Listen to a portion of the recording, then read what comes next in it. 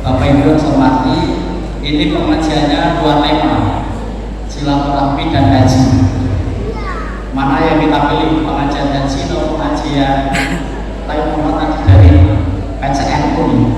PCNU terima kasih lagunya, mungkin juga dari Muslimah dan ormas lain yang hadir, sehingga hari ini kita pengajiannya satu silaturahmi, dua tentang haji. Silaturahmi, kemudian muncul istilah kultural halal bihalal, ya. Istilah syariah yang ada silaturahmi, tapi menghasilkan istilah kultural namanya halal bihalal. Apa bedanya silaturahmi dan halal bihalal? Bapak Ibu, kalau PDM silaturahmi bulan Rajab angsal betul. Kalau ada silaturahmi bulan Rajab tidak ada masalah. Tapi kalau bihalal bingung.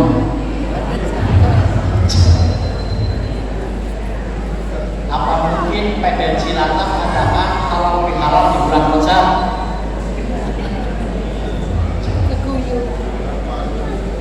Tapi kalau judulnya silaturahmi di bulan Rajab mungkin benar, mungkin. Tapi kalau di bulan Rajab judulnya kalau bihalal mungkin apa benar? Kenapa?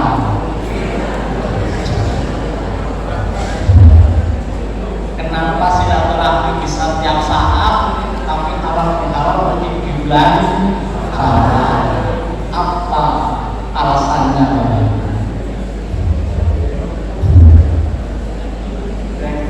Agustus-Agustusan terus halal bihalal mungkin apa benar? Padahal kan halal bihalal bahasa Arab yang sudah kita Indonesiakan, ya. Di kamus bahasa Arab nggak ada, tetapi sudah menjadi istilah yang konkret sebagai istilah keagamaan di Indonesia. Sehingga mau dirumus oleh bahasa Arab, ya ini nanti Kiai Abdul Ghazali yang merumuskan, ya. Apakah halalun bihalalin atau al-halalun bilhalalin, gitu ya. Ya mungkin orang Arab juga bingung, tapi kan ini sudah menjadi istilah kita, khas kita. Kalau sudah menjadi istilah yang mesti punya makna. Dan istilah kan tidak mesti harus sesuai dengan prosedur bahasa, gitu ya. Istilah tidak mesti sesuai dengan prosedur bahasa. Buktinya Bapak Ibu, Indonesia ada masjid, ada mushola, gitu ya. Ada masjid, ada mushola. Bedanya sangat jelas. Masjid itu sholat Jumat, mushola tidak perlu sholat Jumat. Tapi kalau kita masuk ke Masjidil Haram, ada tulisan mushola lirijal, mushola lirisa. Kalau kita masuk ke Masjid Nabawi, kan jelas itu apa petunjuknya, mushola lirijal, mushola lirisa. Artinya mushola tempat sholat. Bisa jadi bagian dari masjid. Tapi di Indonesia tidak ada masjid besar aturannya mushola, gitu ya. Karena sholat Jumat itu namanya masjid. Sehingga ada teman begitu masuk mushola nggak mau sholat sunnah. Kok kamu nggak sholat sunnah? Pantasnya kan adanya sholat tahiyatul masjid, tidak ada tahiyatul mushola. Pintar juga. Itu kan merubah makna secara geografi. Al-Islam itu ala kulli zamanin wa makani. Islam dalam pemahaman pengamalan bisa berubah sesuai perubahan ruang dan waktu. Ruangnya berubah, makna bisa berubah.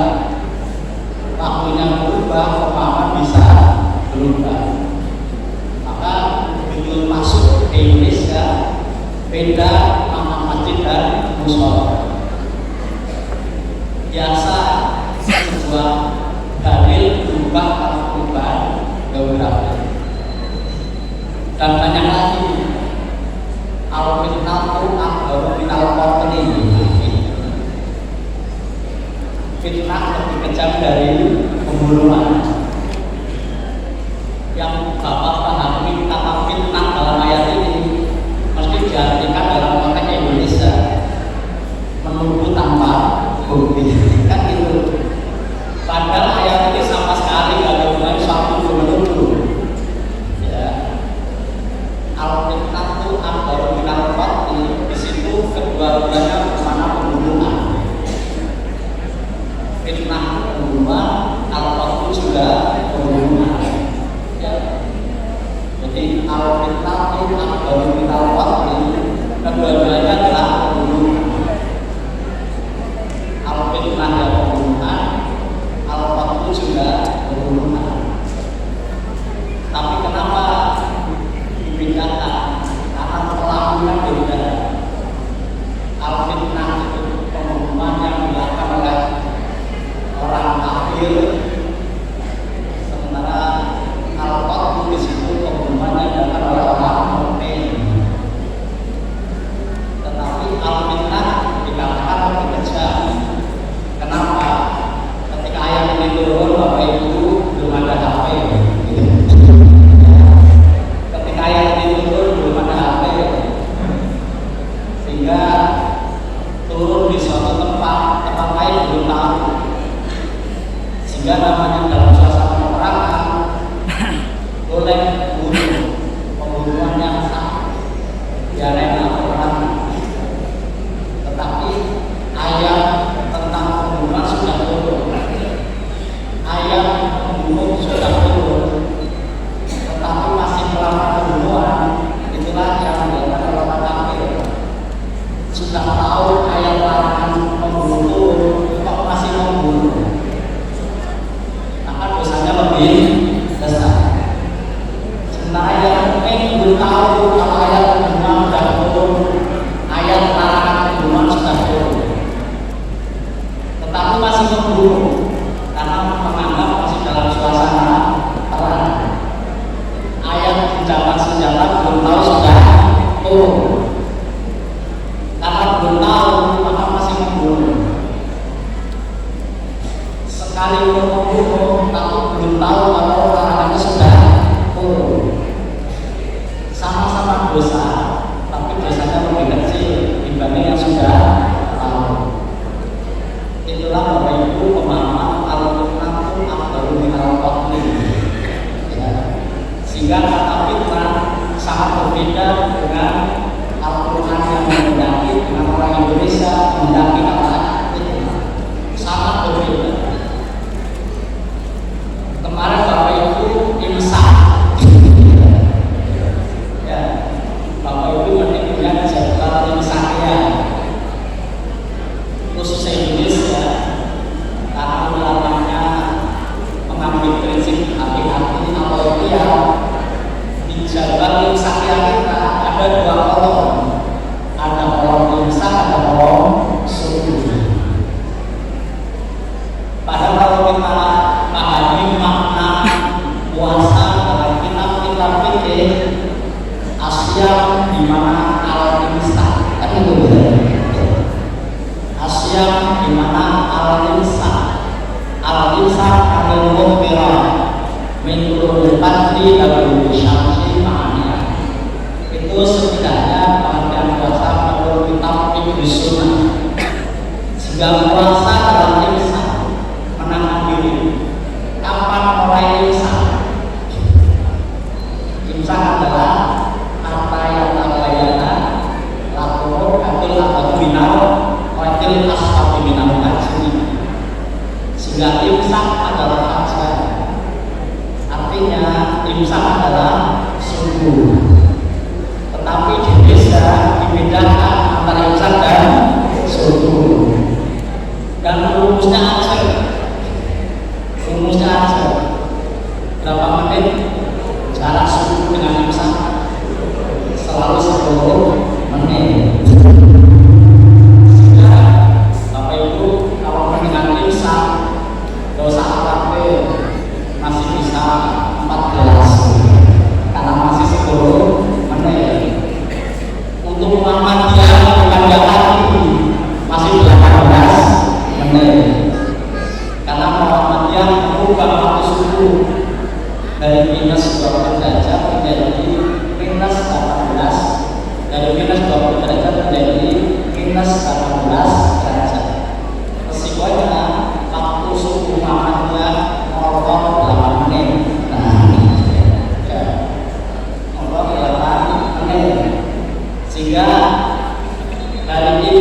sampai sholat subuh kasih Muhammadiyah masih ada waktu 18 menit. Itulah pemahaman imsak menurut syariah, beda dengan imsak menurut Indonesia. Tetapi bukan berarti ulama Indonesia salah betul. Itulah ulama Indonesia mengambil prinsip ikhtiar hati-hati. Jangan sampai tahu-tahu sudah lampu merah, untuk lampu kuning selama 10 menit. Maka Bapak Ibu ketika sirin lampu kuning itu masih lampu kuning, belum lampu merah. Ini makna imsak berubah dari aslinya syariat dengan konteks Indonesia. Agama sering seperti ini Bapak Ibu, ya. Agama sering seperti ini karena ada kaitan al-Islamu sebagai talaqqul di zaman Ramadhan. Islam bisa berubah sesuai perubahan ruang dan waktu dalam hal pemahaman dan pengamalan. Makanya Bapak Ibu sangat fitrahnya berubah dari kurma menjadi beras. Nggak ada dari beras, nggak ada dari beras. Ya Bapak Ibu besok di surga jangan minta pada Nabi. Kamu kok bisa di surga pada saya? Ya Nabi saya rajin jangan fitrah. Apa fitrahnya? Beras atau kilo setengah? Nabi bingung.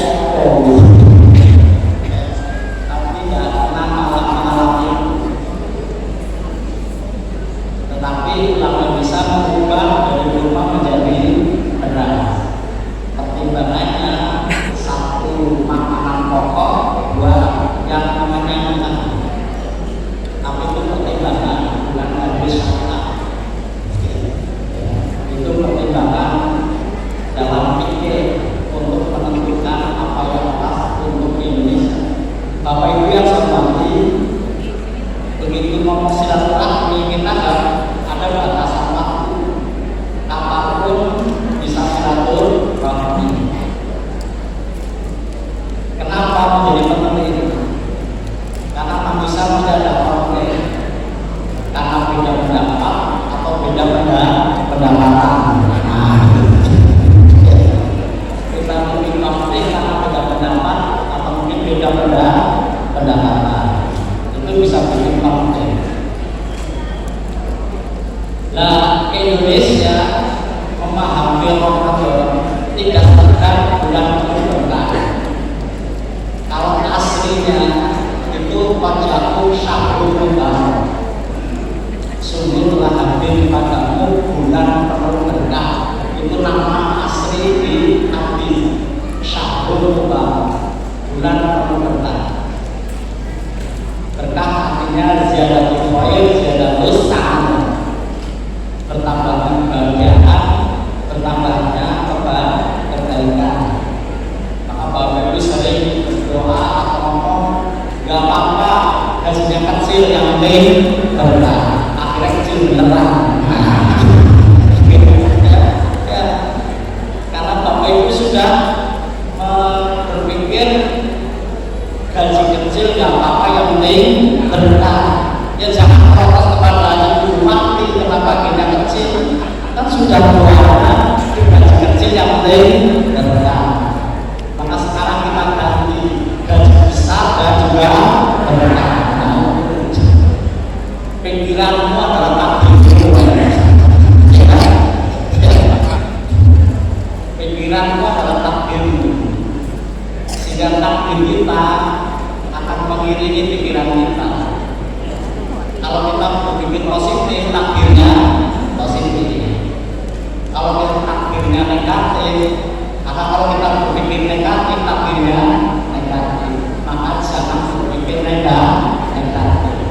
Berpikirlah yang positif, insya Allah takdir yang memiliki kita takdir yang positif. Maka berdoalah mudah-mudahan dapat gaji besar dan juga berkah.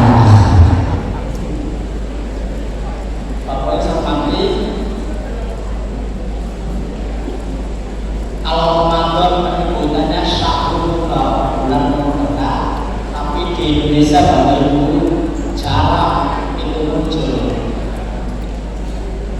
yang muncul di Indonesia begitu orang Ramadan, Bapak Ibu jawabnya dengan kata apa? Bulan suci, selalu menyebut kata bulan suci di depan kata Ramadan, sehingga sangat akrab dalam lisan kita menyebut apabila kita memasuki bulan suci Ramadan. Pertanyaannya, di mana ada dalil Ramadan bulan suci?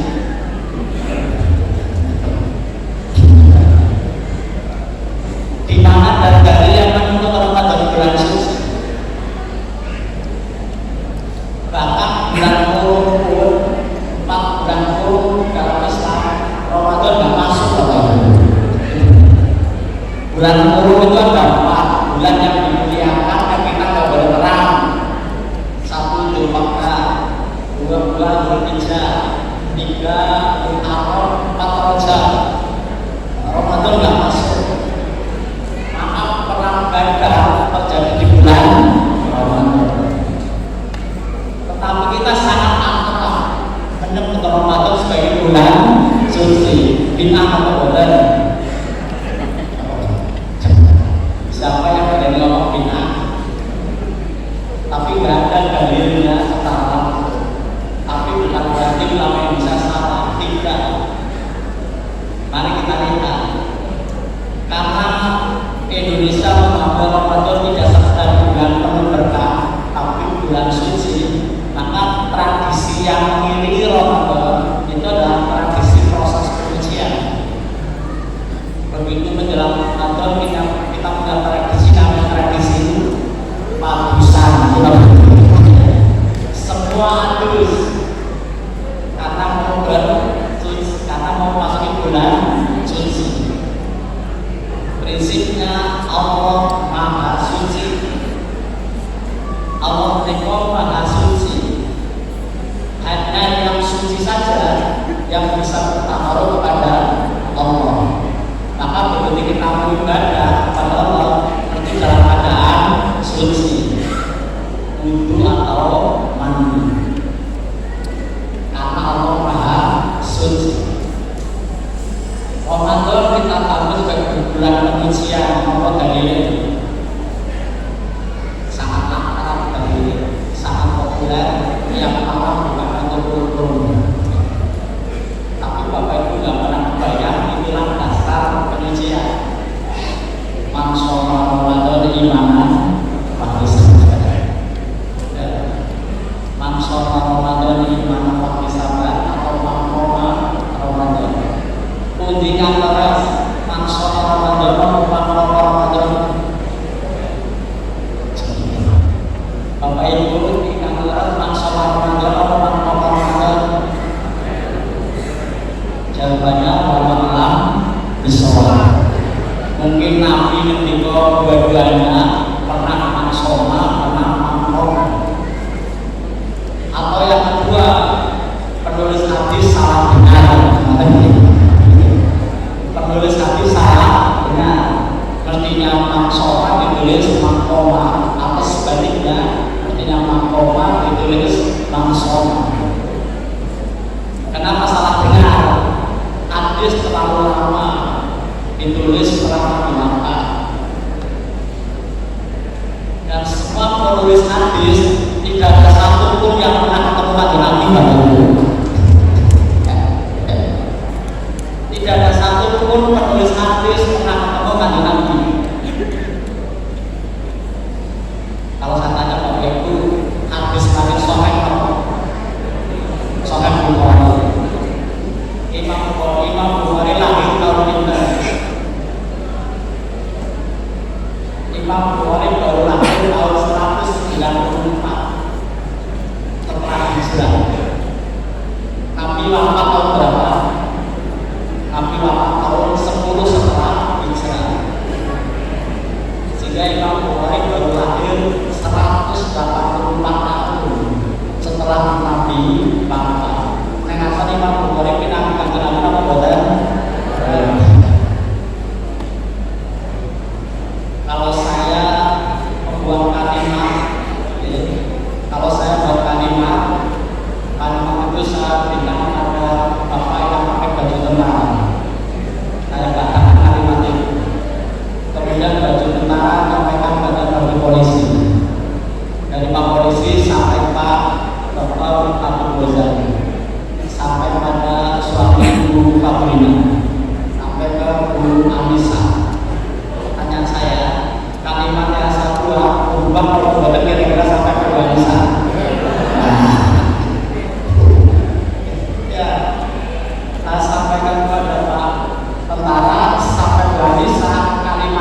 sudah berbulan. Itulah hadis. Makanya kan ada sana satu trilo bermakna insun. Jadi rakyat cerita Pak cerita pada Imam Bukhari, Pak cerita pada Pak Polisi cerita pada Pak Abdul Ghazali, Pak Ghazali cerita pada Pak suami Bu Anissa, suaminya cerita pada Bu Anissa menyampaikan pada Imam Bukhari. Saya kemarin dapat info dari sahabat ketika yang mungkin langsung dari Nabi Muhammad SAW, tapi sudah 100 tahun lebih Bapak Ibu. Makanya kalau Bapak Ibu belajar ilmu hadis, nanti ada namanya tahrijul hadis. Ya. Ada mata kuliah tahrijul hadis. Bukan mengkritik Nabi, jangan salah. Bukan mengkritik Nabi, tapi mengkritik hadis. Ada kritik sanad, ada kritik makna.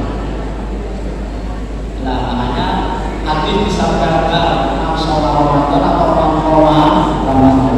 Yang dianggap kedua-duanya dari Rasulullah Muhammad SAW.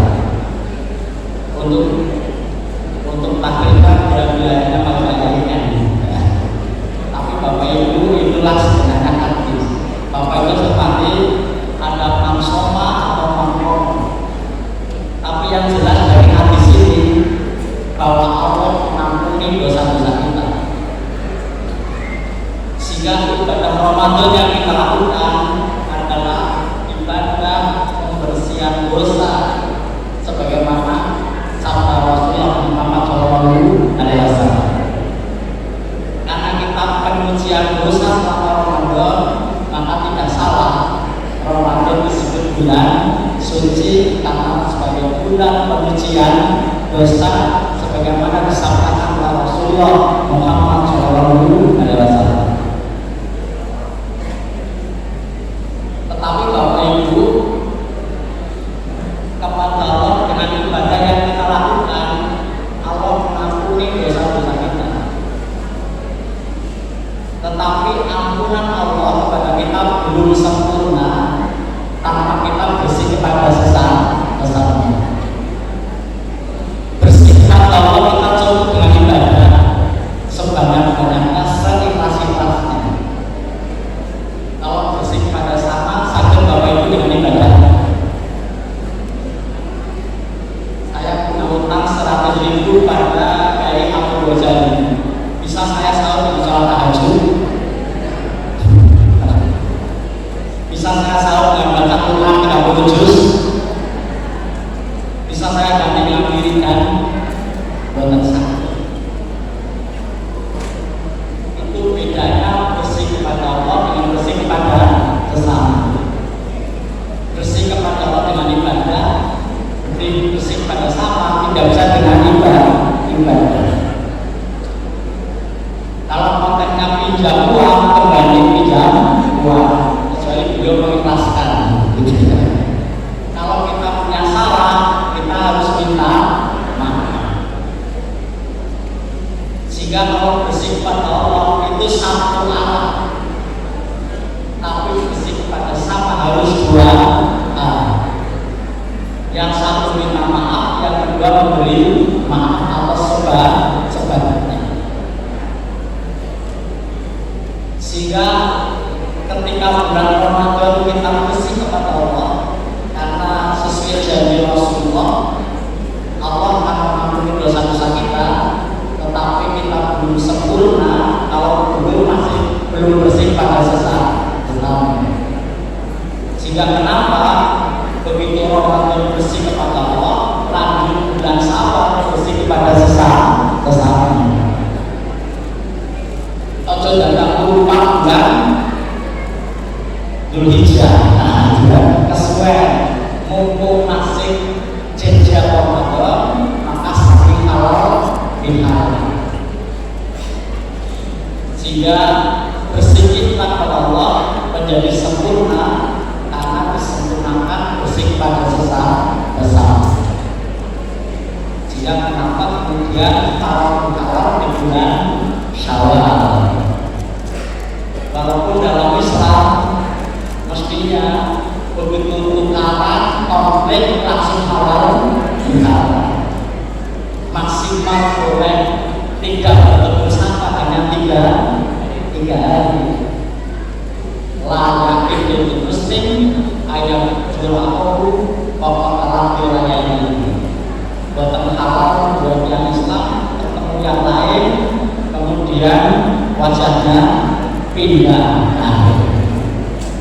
Ketemu wajahnya pindah, apa bapak ibu namanya kalau silakan melemos.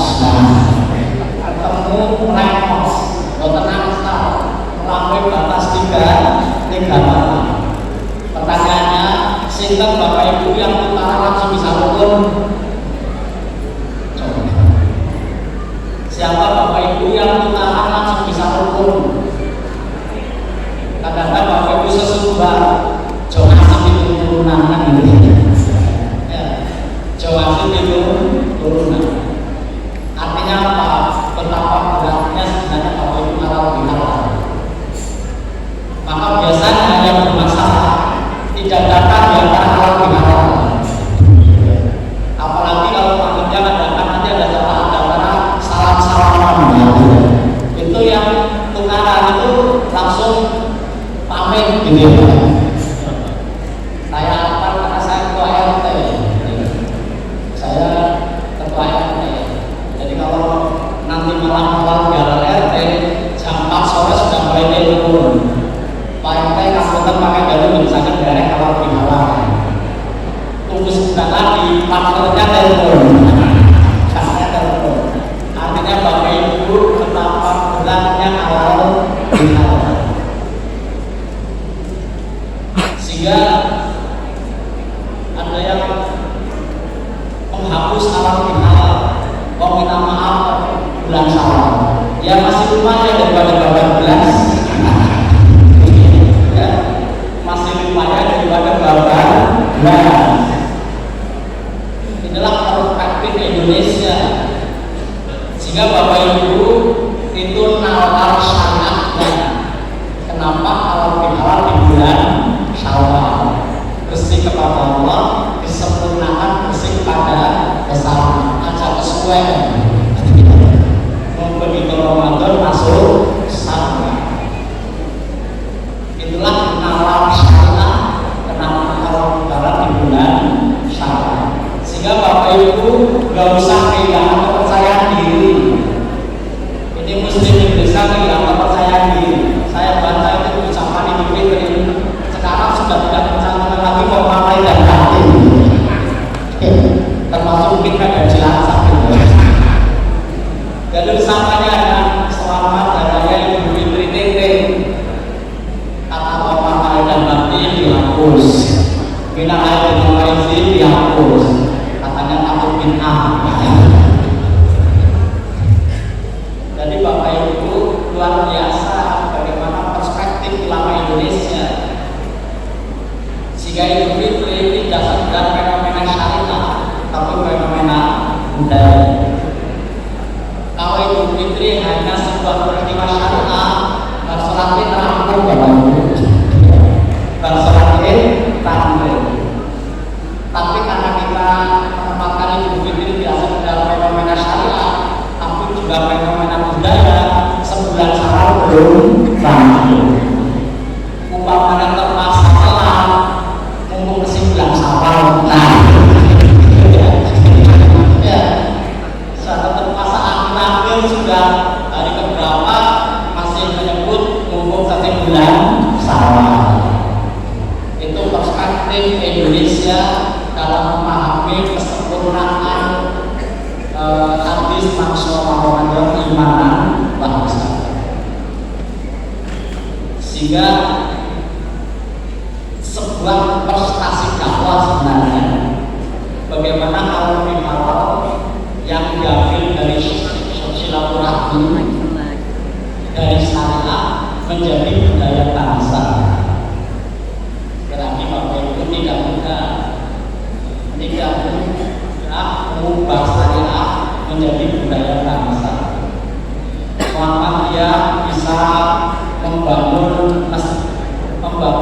rumah sakit, Muhammadiyah bisa bangun kampus, Muhammadiyah bisa bangun sekolah, tapi Al-Quran bisa membahasakan dari budaya bangsa.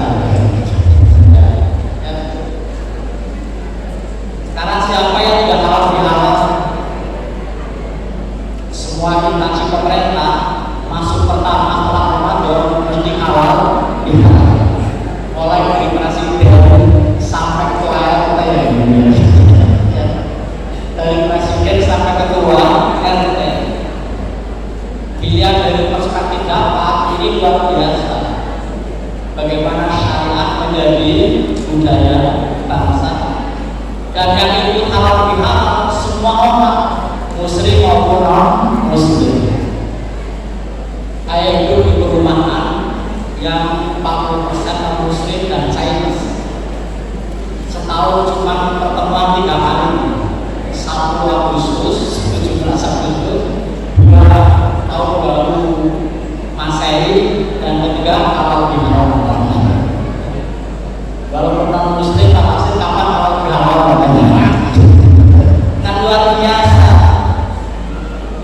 Dilihat dari perspektif dakwah, ini keberhasilan dakwah. Ini bagian dari jihad budaya. Umat Islam hampir 90% kekuatannya. Kira-kira Idul Fitri dibandingkan dengan apa namanya Cina apa? Imlek. Kira-kira meriah mana kira-kira?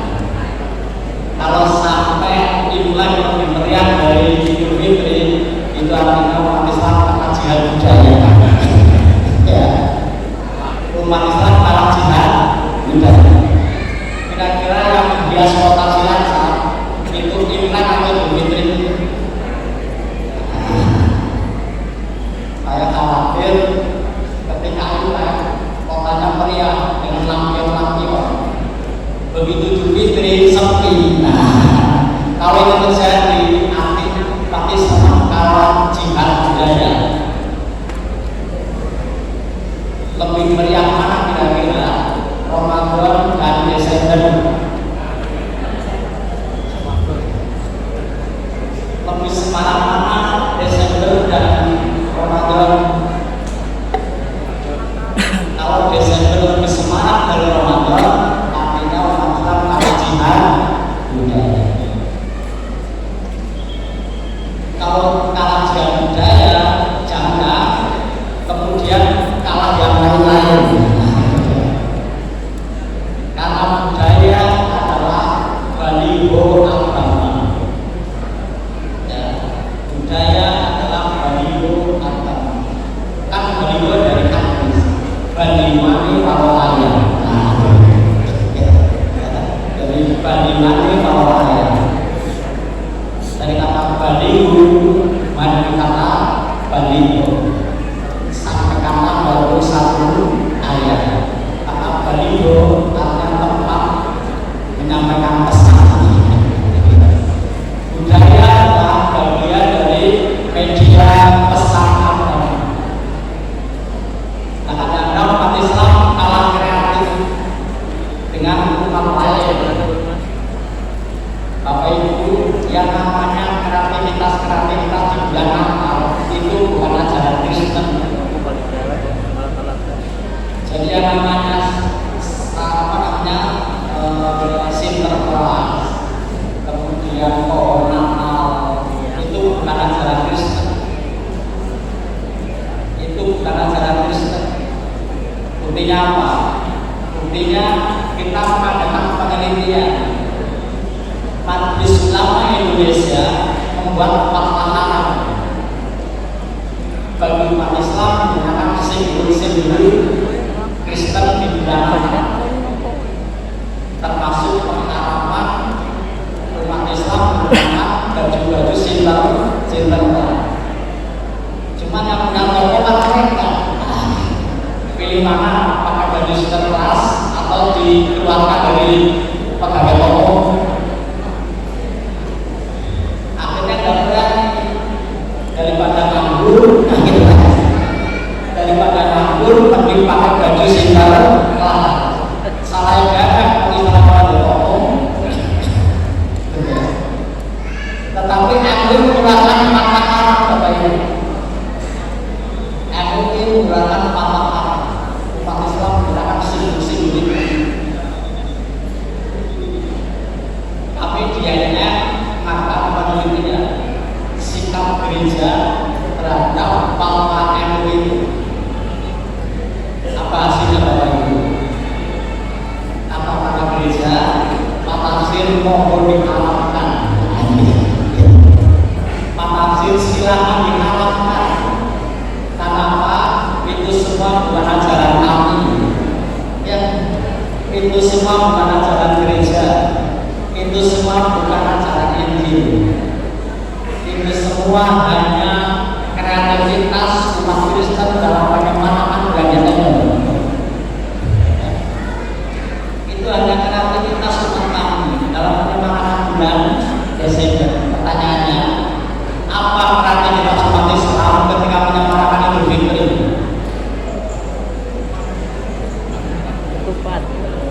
Kreativitas budaya apa yang kita ciptakan?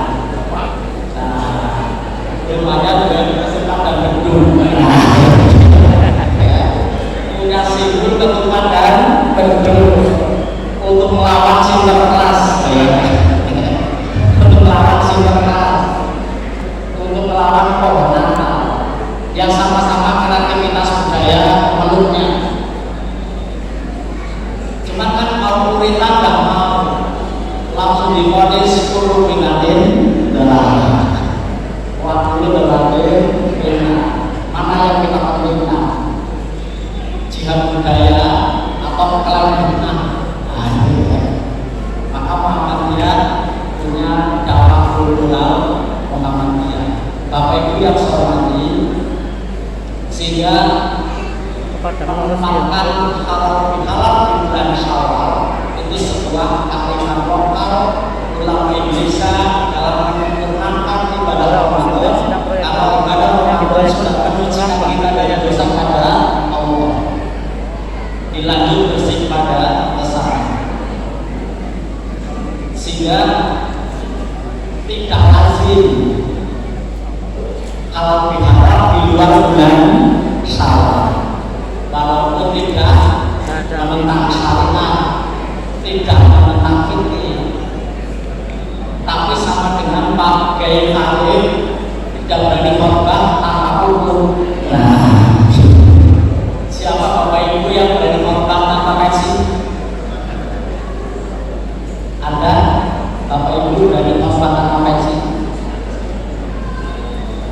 Termasuk Bapak Ibu, saya mengajar di sini tanpa hukum, berikut dengan seperti ngerasani Ustaz beneran apa orang Ustaz 40 bulan. Saya nggak yakin Kiai Khalid Ghazali berani khotbah tanpa pensi. Pertanyaannya, di mana dalil pensi? Quran tidak ada hukum, hadis tidak ada hukum, syarat hukum khotbah tidak ada hukum. Tapi siapa yang berani khotbah tanpa hukum? Bapak Ibu, yang seperti ini namanya kemakruhan. Jika kalau Bapak Ibu tidak pakai pensi, tidak melanggar syariat, tidak melanggar fikih, tidak melanggar syarat rukun khotbah, tapi melanggar kemakruhan, melanggar kelaziman, melanggar kebiasaan. Pelanggaran kebiasaan tidak dosa, tapi jadi rasakan sosial. Jadi rasakan sosial. Istilah dalam Quran yang namanya kebenaran menurut ukuran kelaziman namanya al-ma'ruf. Nah, al-ma'ruf umat yang mereka khair wa ya'muruna bil ma'ruf. Maka menempatkan halal bihalal di bulan Syawal itu sebuah kearifan, kelaziman, bukan wajib, juga bukan sunnah, tapi kearifan dokter dan kita. Tetapi dalam batas tertentu, ulum seperti syariat. Dalam batas tertentu, tradisi, laziman, kebiasaan itu seperti syariat yang Bapak Ibu tidak berani tinggal walaupun tidak ada syariatnya. Salah satunya kubur.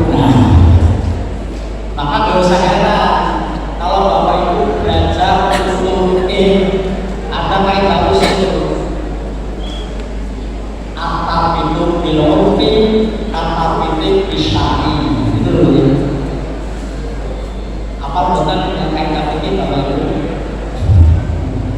Jadi itu bilofi atau bisyari, ketetapan adat, ketetapan kebiasaan, ketetapan kelaziman dalam batas tertentu bisa seperti syariat.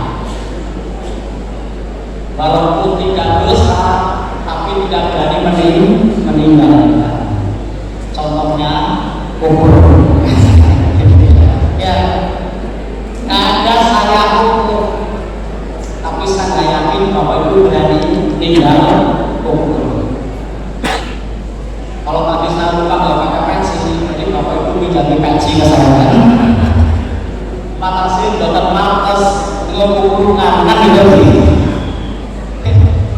Sebutan keburukan walaupun larangan gadile Kanjeng Nabi juga tidak pernah pakai kubur yang seperti namanya orang yang paham namanya orang arif. Orang yang paham namanya arif. Orang yang banyak ilmu namanya orang alim. Orang banyak ilmu namanya orang alim, orang yang banyak paham namanya orang alim. Pilih mana Bapak Ibu, pengen jadi orang alim atau orang alim? Maka konteks bahasa Indonesia orang alim diartikan orang bijak sana. Kenapa disebut orang bijak? Karena paham akan kehidupan. Kan gitu. Karena paham namanya alim. Sehingga halal bihalal adalah bagian dari Allah. Karena Allah maka ada bahasan kelaziman.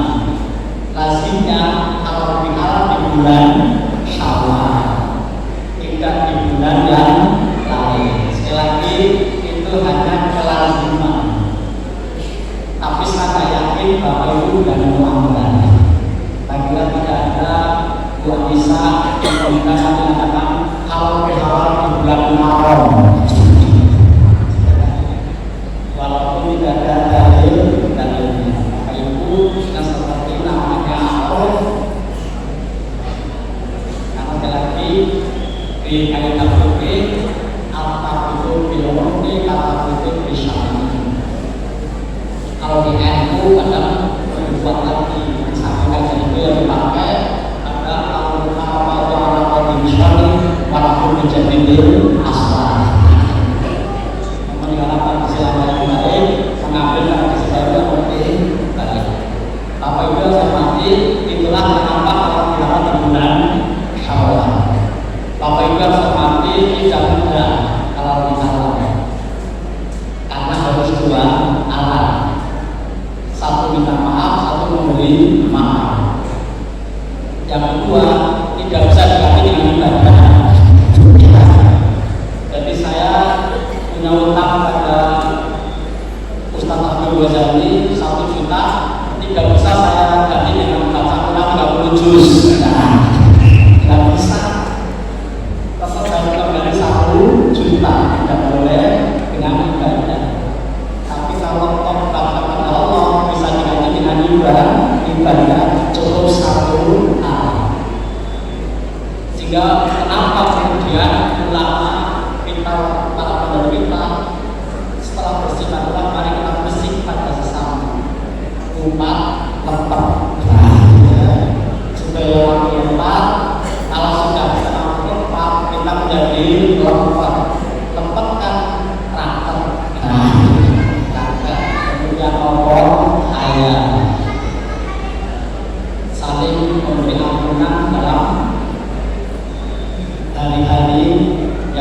lalu.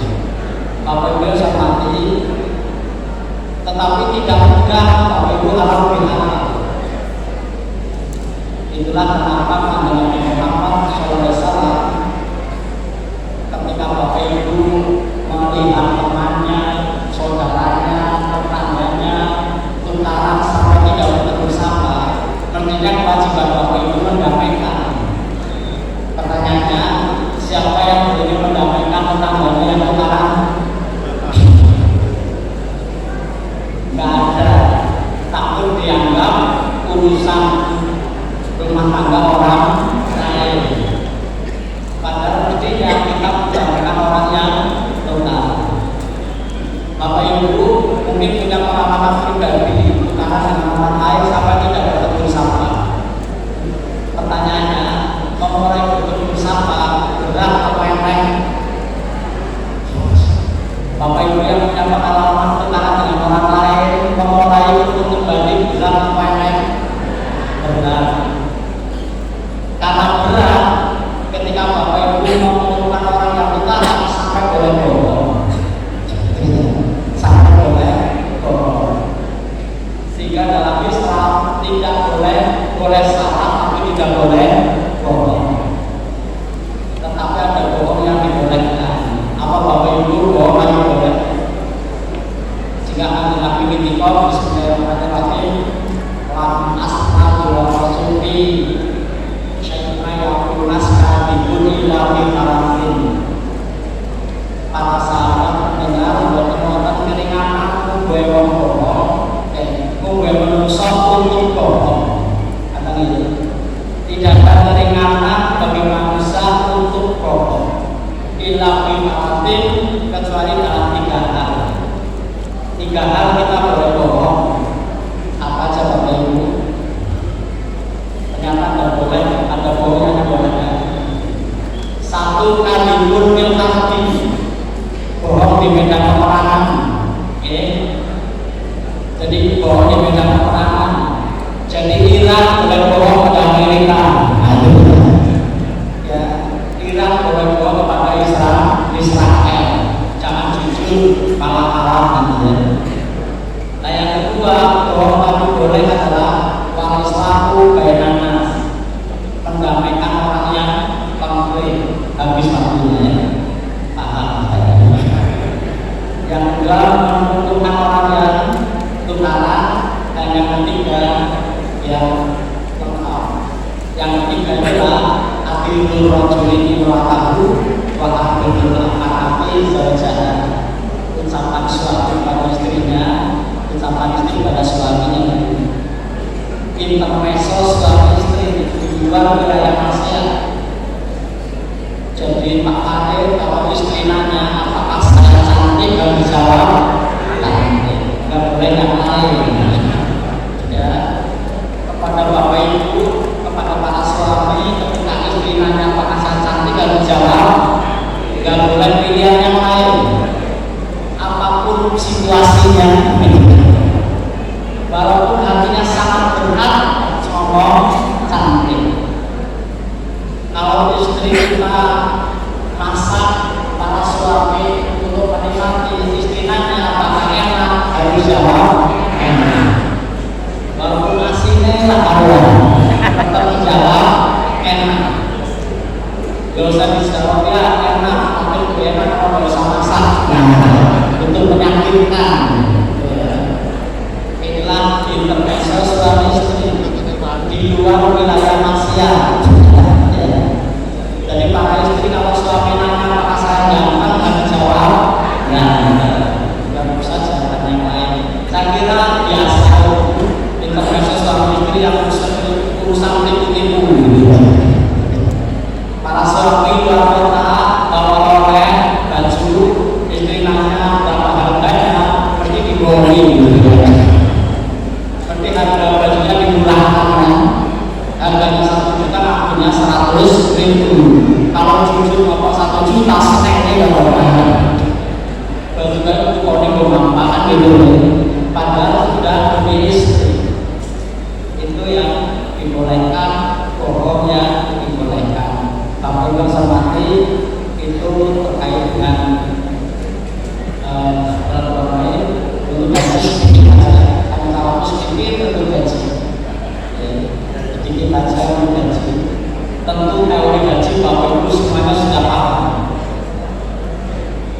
tetapi implementasi dari haji mabrur.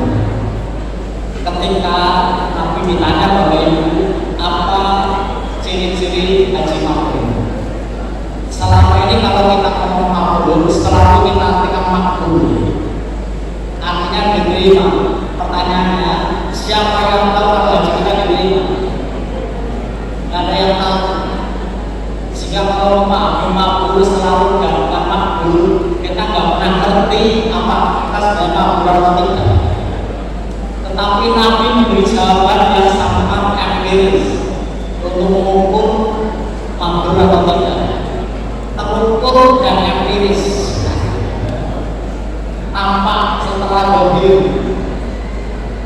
Bapak Ibu bahkan kita begitu sunnah. Ketika Nabi ditanya apa ciri-ciri mabrur, ternyata sangat sederhana.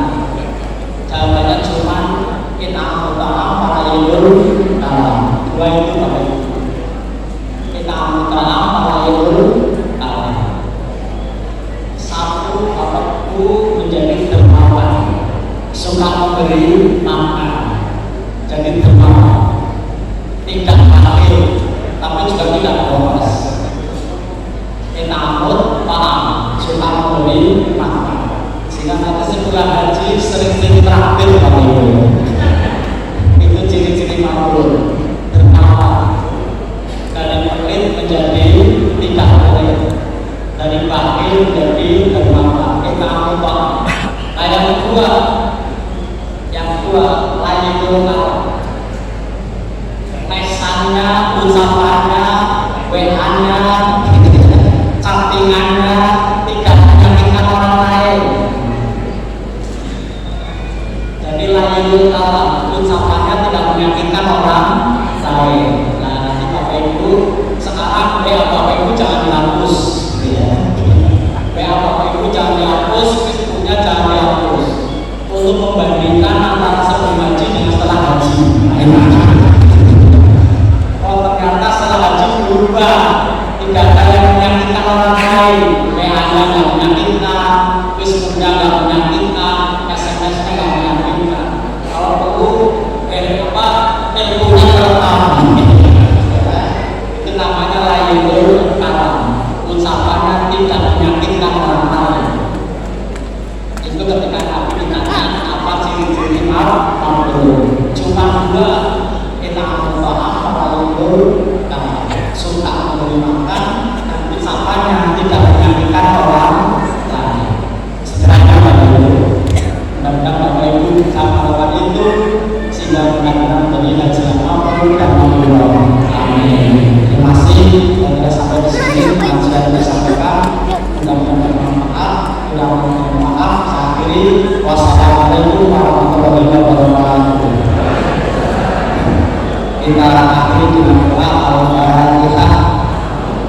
Bismillahirrahmanirrahim. Alhamdulillahirrahmanirrahim.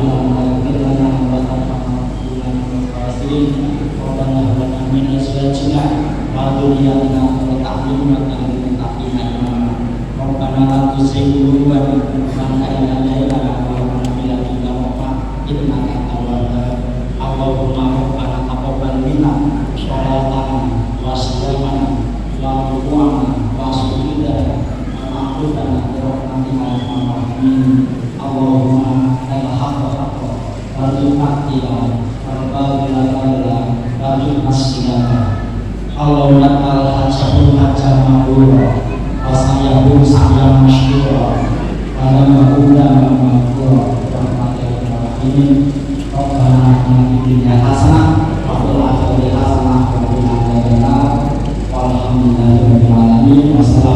warahmatullahi wabarakatuh. Alhamdulillah, kita telah sama-sama mendengarkan tausiah yang begitu penuh hikmah dari Bapak Dr. Kiai Tafsir MAG